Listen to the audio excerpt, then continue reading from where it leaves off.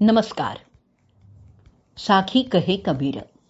कबीरांचे दोहे आणि त्याचं स्वैर मराठी रूपांतर. आजचा भाग आपला चाललाय 367वा, प्रकरण चाललंय 61व, समरथाई क अंग. दोहे आहेत आपल्या आज 13 ते 16. प्रथम आपण 13वा दोहा ऐकूयात. कारण बपुरा क्या करे, राम न करे सहाय. जिह जिह डाले पग धरे, सोई मुरी मुरी जाई. कारण बपुरा क्या करे, राम न करे सहाय. जिह जिह डाले पग धरे, सोई मुरी मुरी जाई. भगवंतांचं साह्य मिळण्यास भक्ती ही महत्वपूर्ण आहे. हे सांगताना कबीर म्हणतायत की जर भगवंतांचं साह्य मिळालं नाही तर करणारा बिचारा काय करेल. करता त्याच्या साह्याशिवाय ज्या ज्या फांदीवर पाय ठेवतो ती मोडूनच जाते. मग तो परमात्मा सर्व समर्थ कसा आहे त्याचं वर्णन इथे आहे. मनुष्याला आपल्या अहंकाराच्या जोरावर मीच करता आहे असं वाटत असतं, परंतु कर्म करणं एवढंच त्याच्या हातात असतं. त्याचं फळ परमात्म्याच्या हातात असतं.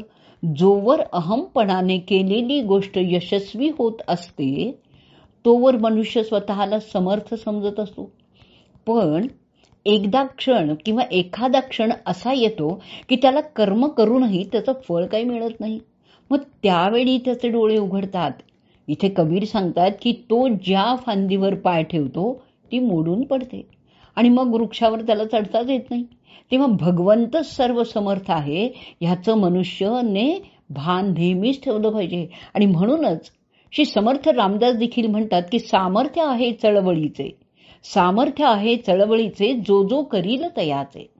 परी तेथे भगवंतांचं अधिष्ठान पाहिजे, परी तेथे भगवंतांचं अधिष्ठान पाहिजे. या मनुष्याने भगवंतांचं अधिष्ठान ठेवून तो करता आहे हे लक्षात ठेवून मग आपलं कर्म करीत राहावं. आता आपण ऐकूयात मराठी साखी. काय करेल करता बिचारा, राम न करी सहाय.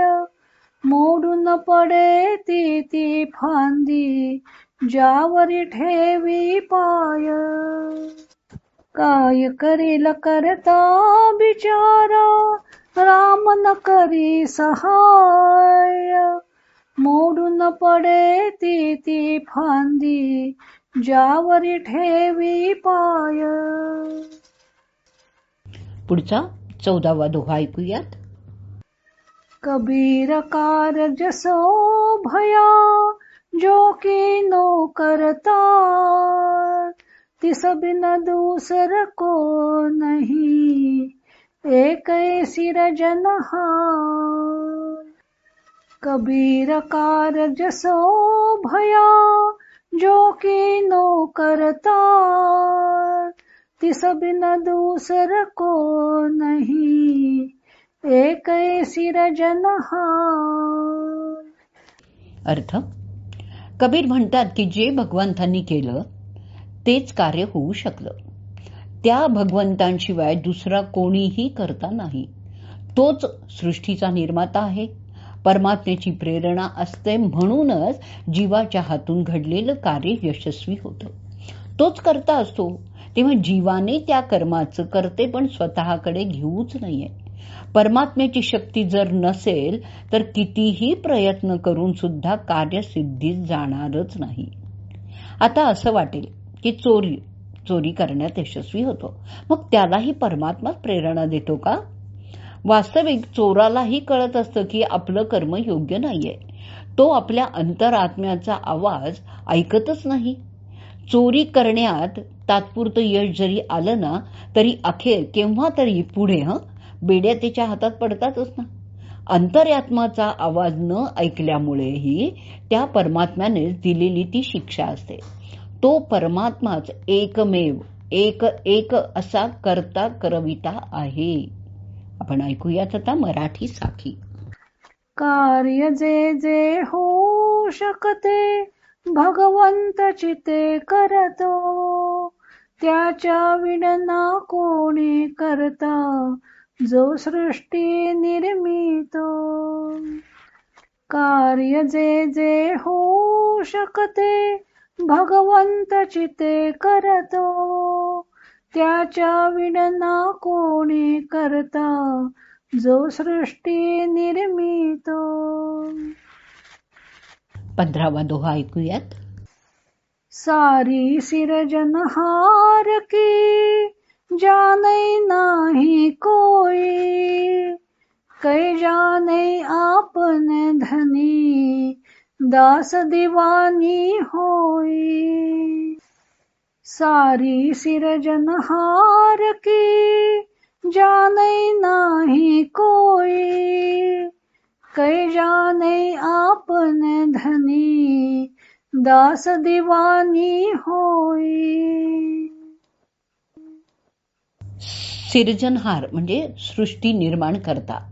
सारी म्हणजे सारीपाट आपण म्हणायचो ना, ती त्यातली सोंगटी. अर्थ ऐकूयात दोह्याचा.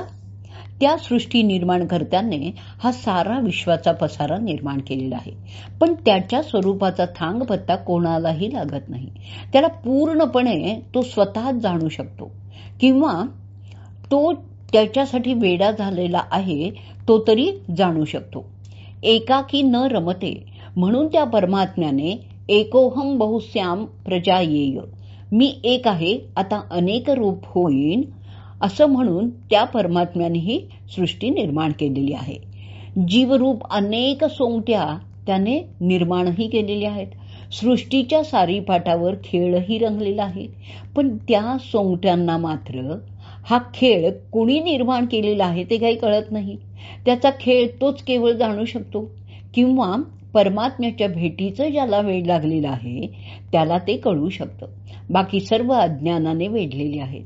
सृष्टीरूपी सारीपाटावर फिरत राहायचं एवढंच फक्त त्यांना माहिती आहे. आपण ऐकूयात आता याच दोह्यावरची मराठी साखी. परमात्म्याचा विश्व पसारा, जाणत नाही कोणी, जाणे तो परमात्मा किंवा दास जो त्याचा होई. परमात्म्याचा विश्व पसारा, जाणत नाही कोणी, जाणे तो परमात्मा किंवा दास जो त्याचा होई. 16वा दोहा ऐकूयात. जो मैं चितवऊ ना करे, क्या मेरे चितवय होई, अपना चितिया हरि करे, जो मेरे चित न होई. जो मैं चितवऊ ना करे, क्या मेरे चितवय होई, अपना चितिया हरि करे, जो मेरे चित न होई. अर्थ ऐकूयात. मी जसा विचार करतो भगवंत तसं करत नाही.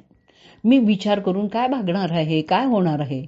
भगवंत तर आपल्याच विचाराप्रमाणे करतात ना, आणि असं काही करतो की जे माझ्या मनात सुद्धा नसतं. भगवंत हा तर सर्वसमर्थ आहे. जे काही घडतं ते त्याच्याच इच्छेने घडतं. ही गोष्ट तर आपल्याही सतत अनुभवायला येत असते. आपण मनात ठरवतो ते कार्य होईलच याची शाश्वतीच नाहीये, आणि काही वेळा आपल्या हातून असं काही कार्य घडून जातं की आपण त्याची कल्पना सुद्धा केलेली नसते. तेव्हा साधकाने सर्व काही भगवंतांवर सोपून आपलं कर्तव्य निर्हेतुकपणे करीत राहावं. ते कर्म पूर्णत्वास गेलं तर त्याची इच्छा, नाही गेलं तर तरी त्याचीच इच्छा, असं म्हणून येणारा प्रसंग आनंदाने साजरा करावा. आता आपण ऐकूयात ह्या दोह्यावरची मराठी साखी, आणि या साखी बरोबरच आजचा भाग आपण इथे संपवणार आहोत. मी जे चिंती नचते होई, चिंतावे मी कशाला, त्याची इच्छा पूर्ण होत असे, जरी न येई मनाला. मी जे चिंती नचते होई, चिंतावे मी कशाला, त्याची इच्छा पूर्ण होत असे जरी न येई मना